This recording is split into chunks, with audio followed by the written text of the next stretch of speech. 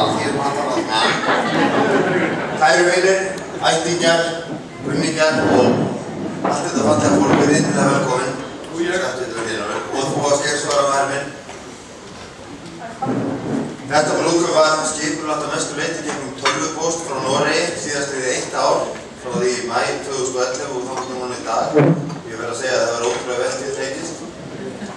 Ég verð að játa þann leiðina að græpa okkur hjónun að við tókum stöðu gegn íslensku krónunni sem var nú vinsælt efnahagsafbrotinn árið 2008 þar sem við söfnuðum upp peningum í Noregi til að fjármagna þetta brúðkaup og fylgdust á hverju degi grannt með því hvernig staða íslensku krónunnar gagnvart þeirra norsku væri og fluttu svo peningarna sjálfsögðu til Íslands þegar íslenska krónan stóð sem veikast og gott ef að það var ekki til þess að ég kann bækka einn alltaf 2 útbútum í dag þannig að hver segir að veik krónan sem að staðinni sér það.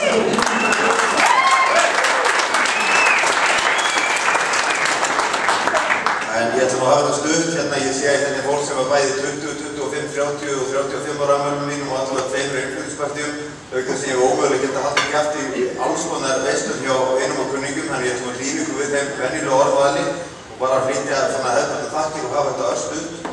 Það eru nokkur aðrar sem hafa gert þetta brúðkaup allavega án þeirra það hefði það verið gjörsamlega ómögulegt. Við hérna verandi í Stavanger í Noregi komum til landsins fyrir viku en við höfum notið aðstoðar fólk sem hefur, þeir ekki fólk að lífi sín, en allavega fólk mjög miklu til þess að gera okkur þetta kleift. Mér langar líka til að segja, bara með því orðið að það var dásátt að sjá okkur til kirkjum í dag.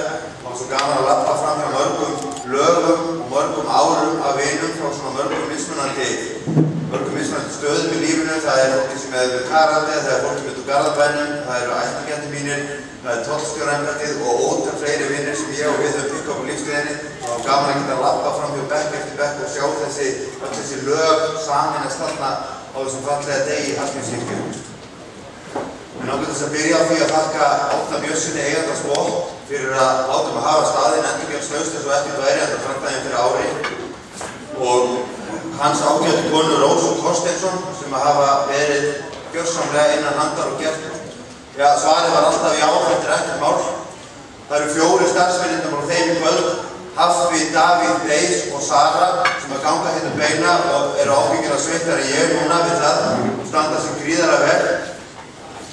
Borghildur Hauksdóttir, vinkona okkar Rósu, hefur í rauninni borið hittan og þungan á alls konar hlutum sem ég hef við vita á, skóm, kjól, farða og einhverju svona öllu sem ég vonandi aldrei hafa vita á.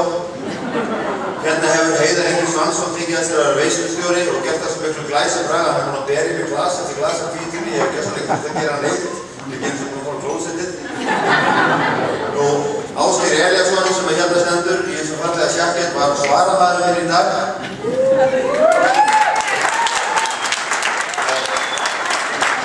Og hann getur ekki að svara neinu þá leitast hann með út í kvöldunum. Hinn svaramaður var tengdafæðir með Björn Halldórsson, þó ekki úr fíkniefnalögreglunni, sem að situr þarna og ber sig vel eins og alltaf.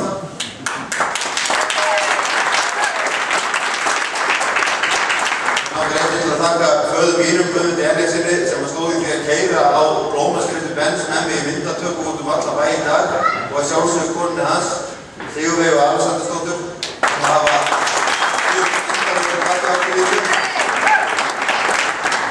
en síðast en ekki síst verði að þakka þeim manni sem að í rauninni er hryggjarstykkið í þessari veislu.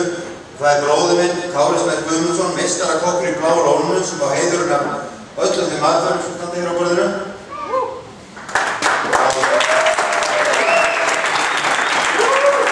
Hann var mættur þetta ennskamma í morgun að raða á tapaslitur og hvaðina og hans hægri hand var Logi Snær Helgason, sonur hennar Rósu. Og hans vinstri hönd, ég tek fram að Kári er ekki örfendur, var ég og þannig að snittin á krabbasalatinu sem er svona salatur á það held út að það voru alveg 2 sem ég setti á.